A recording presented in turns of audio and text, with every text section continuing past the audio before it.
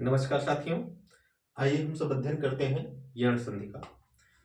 यण संधि का जो सूत्र है वह है इको यणज। क्या है? इको यणज।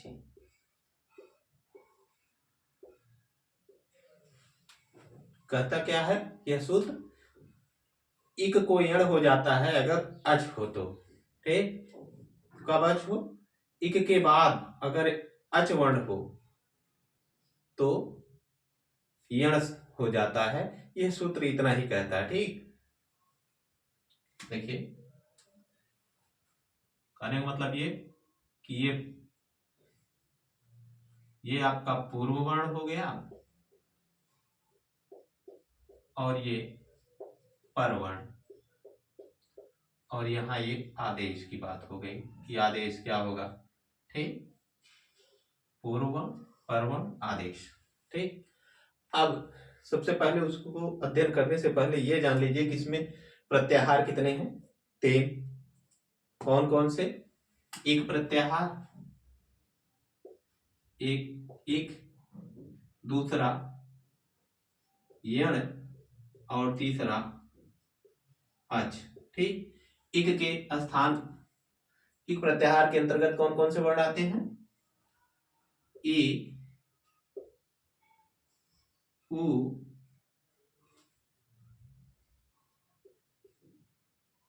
री और री। ठीक, यण के य, व, र और ल। ठीक, ये वर्ण आते हैं। और अच में जो है वह सभी स्वर वर्ण आ जाते हैं। आ, ई, उ,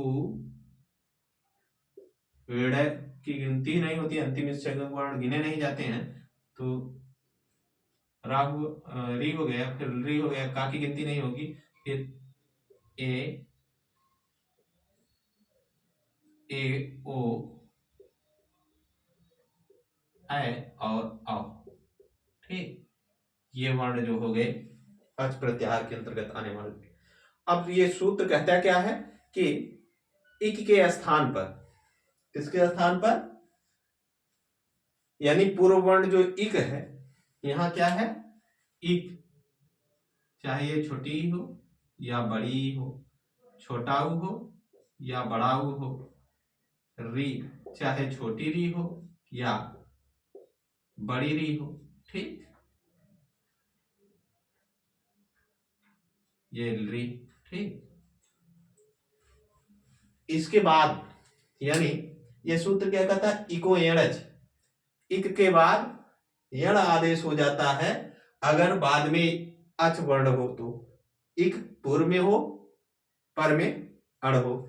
ठीक, अण प्रत्याहार अच, अच हो। ठीक, यण नहीं अण कह रहे थे। ठीक, अच प्रत्याहार का वर्ण हो, जैसे यहां स्वर हो, लेकिन क्या है? असमान हो। असमान स्वर हो। ठीक, वही बात यहां भी है, स्वर हो लेकिन असमान हो। ठीक, स्वर हो लेकिन असमान हो, स्वर हो ठीक लेकिन असमान हो, तो हो क्या जाता है? तो आदेश जो होगा वह होगा ई के स्थान पर अगर असमान स्वर बाद में आए, संधि वर्ण, जिन वर्णों में संधि हो रही है, पूर्व का वर्ण ई है और पर का वर्ण भी जो है कोई स्वर वर्ण है, लेकिन जो पूर्व का वर्ण है उस वर्ण के सादृश्य ना हो, वैसा वर्ण ना हो। जैसे ई के बाद फिर ई ना आए, क्योंकि ई के बाद ई आएगा तो दीर्घ हो जाएगा, तो दीर्घ संधि हो जाएगी। बस ई के बाद कोई भी स्वर आए, इन मतलब जो सामने वाला वर्ण है उसको छोड़कर कोई भी, तो यहां या क्रमशः व, र और ला हो जाता है। ठीक, यही बताता है कि पूर्व और पर दोनों वर्णों के स्थान पर एकादेश नहीं होगा, केवल इक यानी ई उ री री के स्थान पर क्रमशः या व रा ला होगा। इक के स्थान पर क्या होगा? क्रमशः या व रा ला होगा। ठीक, अब इसको उदाहरण से हम अगर समझे तो जैसे ई प्लस ई का ही उदाहरण ले लिया जाए इसका, तो क्या हो जाएगा? इत्यादि शब्द मान लीजिए, एक शब्द है इति, इति धन आदि, इति धन आदि ही क्या हो जाएगा? इत्यादि। लेकिन इत्यादि होगा कैसे वो जानिए। इत, उसके बाद ताक पर लगी हुई जो ई की मात्रा है वो ई प्लस आदि। अब इधर इत है और यहां आदि, ई के बाद असमान स्वर है तो यहां क्या हो जाएगा? या हो जाएगा। यहां बचा क्या? देह, यहां इत बचा, शब्द क्या हो जाएगा? जो संयुक्त पद बनेगा वह क्या होगा? ई, क्योंकि यहां ता आधा है तो आधा ता, या ती, इत्यादि शब्द बन गया। ठीक, फिर दूसरा उदाहरण लीजिए ओ के वाला। ठीक, एक उदाहरण है मधु धन अरि। शब्द क्या है? मधु धन अरि। ये विच्छेदित पद है। ठीक, विच्छेद किया हुआ पद है, इसको संयुक्त हम अभी बनाएंगे। क्या बनेगा ये? ठीक, मध शब्द हुआ, धा के में शामिल जो उकार है वो हुआ, और आदि हो गया, अरि हुआ। ठीक, क्या हो गया? अरि, मधुधन अरि, मधुधन अरि। अब देखिए उ और आ मिलकर क्या हो जाएगा? उ के बाद कोई भी असमान स्वर आए तो वाह हो जाएगा, हमने पढ़ा। तो यहां क्या हो जाएगा? उ के बाद असमान स्वर है तो हो जाएगा वाह। क्या हो जाएगा? वाह। बचा यहां क्या है? मध बचा हुआ है, और यहां बचा रि। रि होगा क्या? मध, क्योंकि आधा है तो यहां आधा ही लगेगा। आगे वाह है, वाह जोड़ दिया जाए। ठीक, और रि शब्द बना क्या? मध्वरि। ठीक, इसी तरीके से पितृधनादेश शब्द हुआ, पितृधन आदेश, पितृधन आदेश हुआ तो इसमें क्या हो गया? पितृ शब्द हो गया। क्या हुआ? पितृ शब्द। और यहां री बचा। क्या बचा? री बचा, ताका री बचा हुआ। ठीक, और इसमें फिर आदेश जोड़ देते हैं।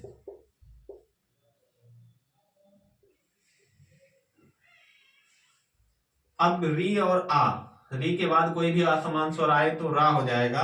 तो क्या होगा? पी ता में जो है रा जुड़ेगा तो क्या होगा? तरा हो जाएगा। आदेश हो जाएगा तो फिर इसमें आ जुड़ जाएगा, पित्रा हो जाएगा, और यहां देश हो जाएगा।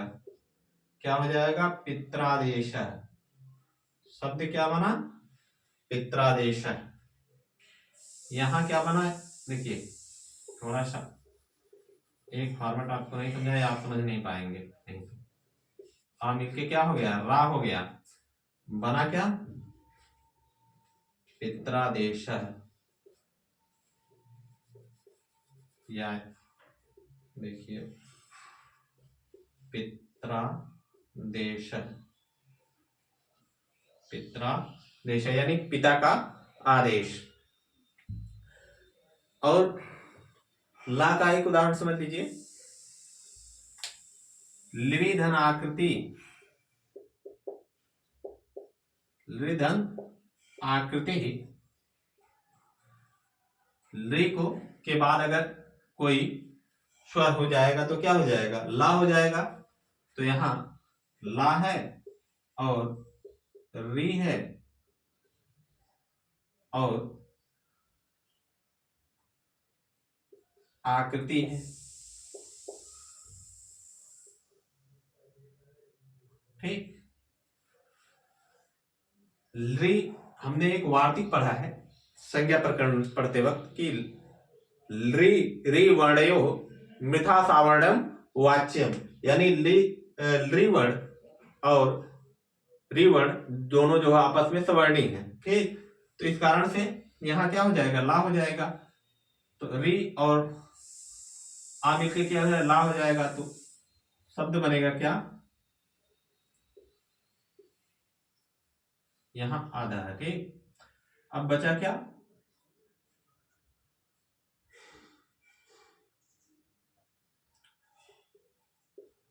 ला कृति। क्या होगा शब्द, लाकृति बनेगा, ला धन आकृति यहां होगा। ठीक, री वर्ण जो है, सॉरी,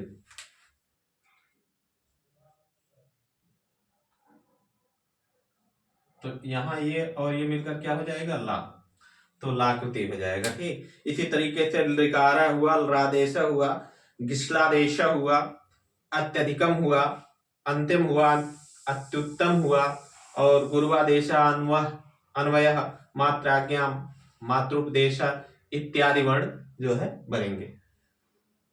कुल मिलाकर बस सूत्र आप समझिए कि यण संधि जो है वह यह कहती है कि इक के बाद अगर कोई भी असमान स्वर आए, असमान वर्ण आए, तो जो है स्वर वर्ण, तो क्रमशः ई के स्थान पर या, उ के स्थान पर वा, री के स्थान पर रा और री के स्थान पर ला आदेश हो जाता है। बस यहां ध्यान देने योग्य बात यह है कि पूर्व और पर दोनों वर्णों के स्थान पर एकादेश नहीं होगा, केवल इक के स्थान पर ई उ और री के स्थान पर क्रमशः या वा रा ला होता है। ठीक, दोनों स्थानों पर परिवर्तन नहीं होगा। ई के स्थान पर क्या हो जाता है या, उ के स्थान पर वा, री के स्थान पर रा और री के स्थान पर ला हो जाना ही क्या है, यण संधि है।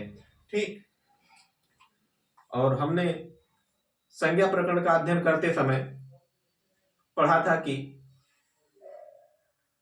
जो है इग्रह संप्रसारणम, यानी यण के स्थान पर इक होना संप्रसारण है, जबकि ई के स्थान पर यण होना, इक के स्थान पर यण होना वह क्या है, यण संधि है। ठीक, आशा है कि आप यण संधि को जो है अच्छे तरीके से समझ गए होंगे। मिलते हैं अगली वीडियो में, तब तक के लिए नमस्कार।